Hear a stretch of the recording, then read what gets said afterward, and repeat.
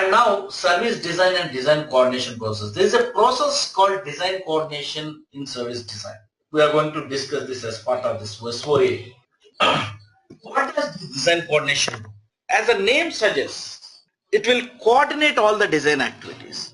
Remember, in service design, the service will be designed, right, on paper. Design is nothing but on paper. So whatever the strategic decisions were taken, based on that, you will design the service. For example, as part of strategy, they decided to provide email services. That's a new service that your strategy decided to provide. Now you have to design this email service. You have to design the infrastructure. You have to design the features and functionality, which we call the service solution. What does this email service, what features it should have? You should design the architecture, technology architecture, management architecture. You should design the process, everything on paper. So it is a very complex activity. One team will be designing the process, one team will be designing the infrastructure, one team will be designing the applications. So there should be someone who will coordinate all these design activities and see that the design activities are completed within the timelines, within the budgets, and all the priorities of these design activities have been met, right? Someone should be there, like a big brother in design environment, who bring in some discipline in design environment, who takes care of any conflicting requirements as part of these design activities, who will coordinate all these design projects. The process which will coordinate all these design projects and who will ensure that the SDPs are complete and comprehensive and completed within timelines and within the budgets is design coordination. So service design, as I told you, they make sure that they help in designing the services, in developing the services, and they make sure service design should be done by keeping the business objective in mind. This is very, very important. Suppose email service. What is the business objective behind this email? Why customer asked to develop an email service? That should always be there on the back of your mind when you are designing your services. And service design is a stage which will convert your strategy into a detailed plan, a very, very detailed plan. It covers design principles, methods, and it makes sure that the strategic objectives are converted into service and service assets. And the SOA related process from service design, as I told you before, SOA is a combination of your strategy concepts and design concepts, strategy process and design process. So here we'll be covering three processes from service design. This is service catalog management, service level management, and supplier management. And now let us see about design coordination. Design coordination, what is the purpose? As I told you, to make sure that the goals and objectives of service design stage are met, and there will be the single point of coordination, and they will control all the activities and process within this stage of service life cycle.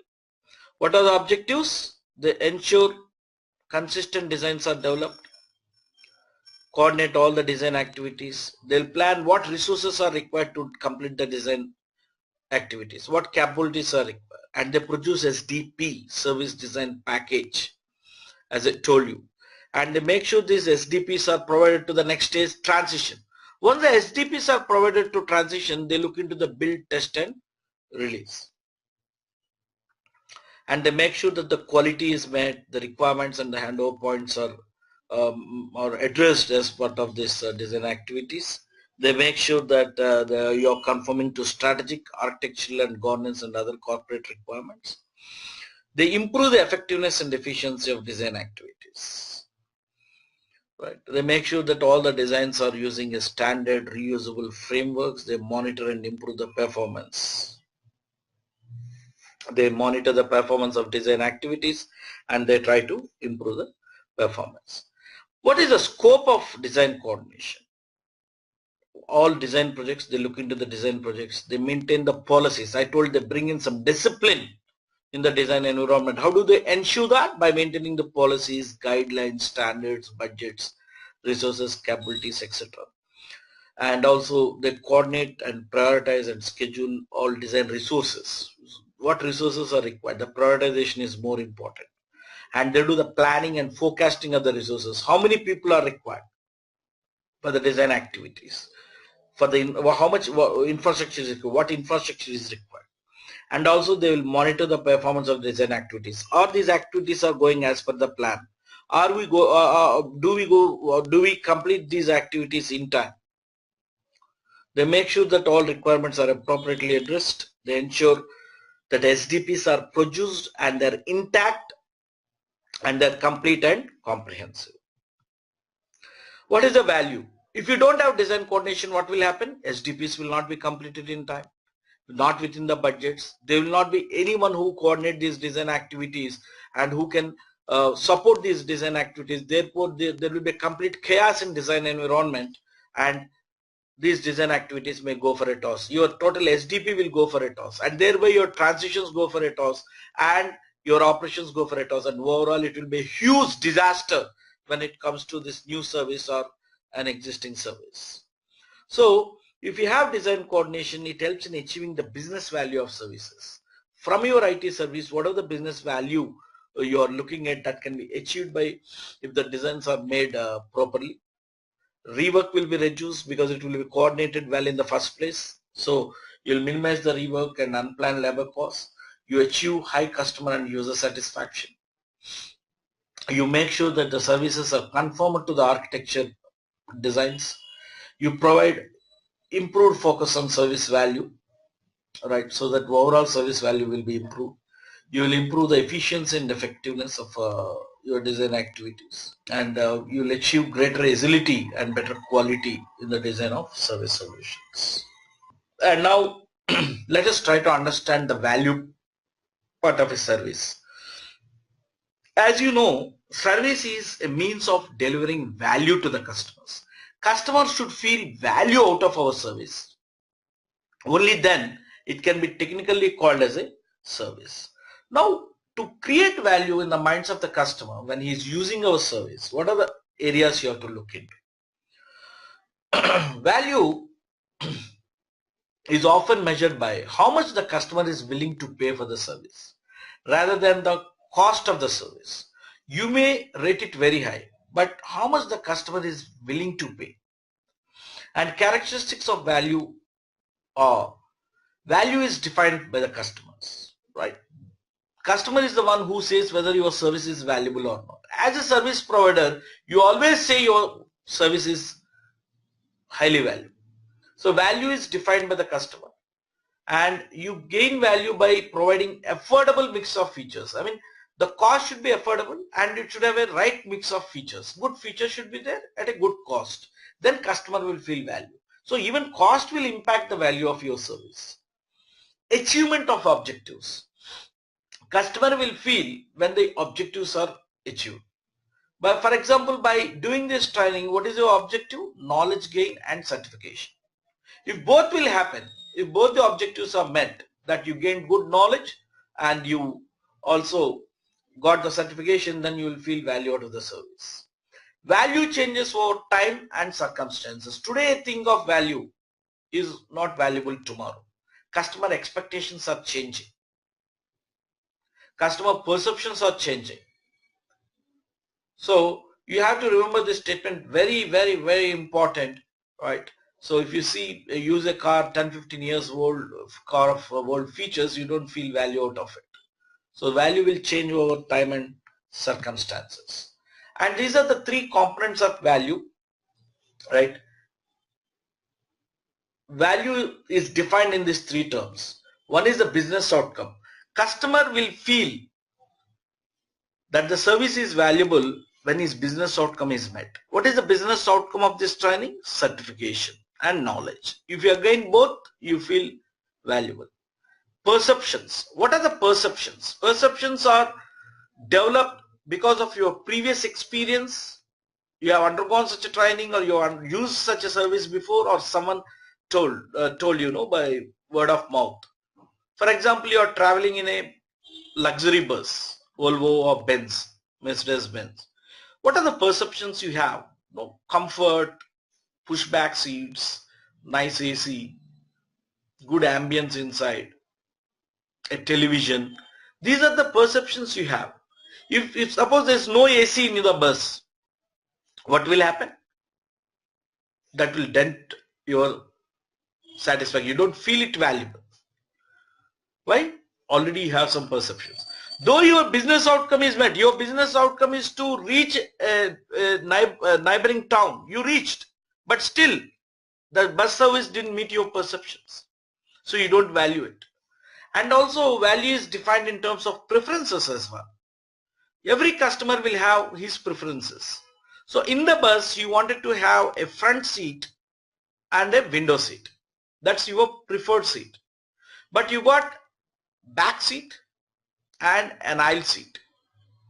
You don't feel value out of this service much. It will dent the value because it didn't meet your preferences. Though you have reached your destination, though you have AC and other things, the preferences are not met. So at a strategy stage, as part of your service offerings, when you're developing the service offerings, you have to make sure that you are addressing all these three. You have to understand what is the business outcome the customer is expecting, what are his perceptions, and what are his preferences. And a service will have two components, utility and warranty. In foundation, we have studied this. It's just quick recap. Utility is all about the features and functionality. When do you value a service? When the service has good features and functionality. For example, you are buying a mobile. A mobile should have good features and functionality. At the same time, the mobile should have warranty as well. Warranty is all about your availability, capacity, IT service continuity, right? Information security. All these are the aspects of warranty. You should have warranty as well. If your mobile is having good features, but if it is not available, do you feel value out of it? No. If it is valuable for if it is available for hundreds of hours, but there are no features, good features, do you value it? No. So there should be a right mix of your utility and warranty. Utility is all about fitness for purpose. Warranty is all for fitness for usage. So just a recap of your foundation concept. And marketing mindset. Marketing mindset will start with questions like, what is our business? At a strategy stage, you have to put these questions. Tomorrow, if you start your own business, if you want to provide any type of service, it could be an IT service or a food service like restaurant, any service. So you should have such a mindset to ask these questions, and you should have answers for everything. What is our business? Who is our customer? You have to identify the targeted customer. As I told you, it should be a rich class, super rich class, middle class, poor class. Who is our customer? What does the customer value? Is it the business outcomes, perceptions, preferences? What does the customer value? Is it the cost, or is it cost and quality? Is it the cost, quality, and the speed of delivery? What does the customer value? Who depends on our services? How do they use our services? Why are they valuable to them? You have answers for this, and if you understand, it means that you are having a marketing mindset. A mindset, what the market needs, what your customer needs is a marketing mindset. It's very, very imperative and important that you have this marketing mindset. And the next topic, identifying and understanding customer requirements. So when you develop the offerings, what services you are going to offer to the customer, you should know customer requirements. For example, you started pager services now. You remember some time back we used to have pagers. Now it is not of any demand. Customers don't require those now after the advent of mobile. So when you are developing your offerings, you should identify and understand the customer requirements. So for that, you have to understand the aspects of service design. So for example, you have the business and you are the IT department. At the bottom, your IT department, this is your business. So you are IT department for a bank. So your bank, the business is here and you are here, right? So when you are designing the new services, right, you have, suppose you are providing different services like business service A, say ATM services, business service B, online banking services, business service C, online trading services, share trading services. So catering to this, you are providing many services like networking services, hardware services, internet services, intranet services, different services you are providing. And your entire thing, your IT service provision should be aligned with that, right? And as I told you, in design environment, you'll be designing the process, you'll be designing the service solutions, features and functionality, you'll be designing the tools, you'll be designing the technology architecture, management architecture, you'll be designing the measurement methods, and all this entire design activities will be done according to your strategy, your transition, operations and CSI. You take inputs from them, you give outputs for them, so that interface happens with other stages and you will develop the design. So at the end of the day, they are saying in a nutshell, your design should be aligned with the business requirements. Right? Whatever the business requires, let us say your IT department of Amazon.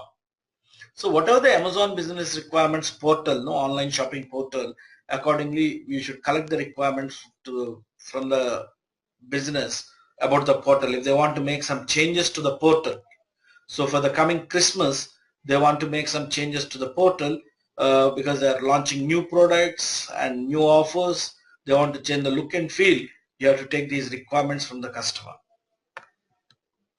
So you have to identify the service requirements.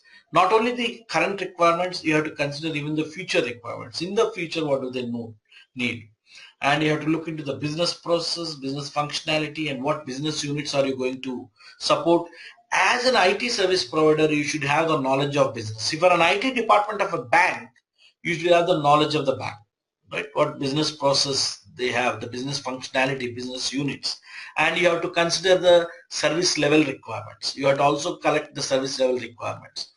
So for a P1 ticket, high priority, what are the service levels they're expecting? What are the availability service level targets they're expecting? Collect these requirements, consider the technology components, what internal OLAs you have, external underpinning contracts you need, performance measurements and metrics the customer is looking at. What are the legislatory requirements, no security levels, everything you have to consider the requirements related to all these when we are looking at the customer, and also identify the customer requirements along with the service requirements, like the new functionality requirements, what functionality the customer is looking at, and which are the business critical entities in that, right? And how many transactions would happen related to each business process or service transactions. And with the existing services, you have to look into all these things, and also new services requirements also you should think what functionality they require in the new services, what management information they require, what business process that will be supported, what is a business cycle. Suppose if you take a financial cycle, 6 months, in bank, in 6 months you have one cycle and another 6 months you have one cycle, seasonal variations. What are the service level requirements for the new service level targets for the new service? Previously we have seen for the existing services, and this is for the new services, and what changes they are expecting for this new service in the future. And also you should collect the requirements pertaining to retired services also. Which service the customer want to decommission or retire? What is the business justification beyond that? And if you retire the existing service, with what new service you have to replace it? And what are the dependencies? If this service is retired, what are the dependencies it has? And business requirements related to the retirement strategy. What is your retirement strategy? What is your retirement plan? So you should have the information on all this. Return on investment. So what is return on investment? So when you start a new service, when you make changes to an existing service, you invest some money on it and you have to look into the ROI. So for any investment, people will look into ROI. Even for this ITIL training which you have invested, you will be looking into the return on investment. If I am investing, let us say $500 on this training, what is the ROI, return on investment? How many years it would take to get my money back? Yeah. So return on investment, it's not only the financial value, look into the non-financial metrics, like this investment, does it improve my brand image or reputation?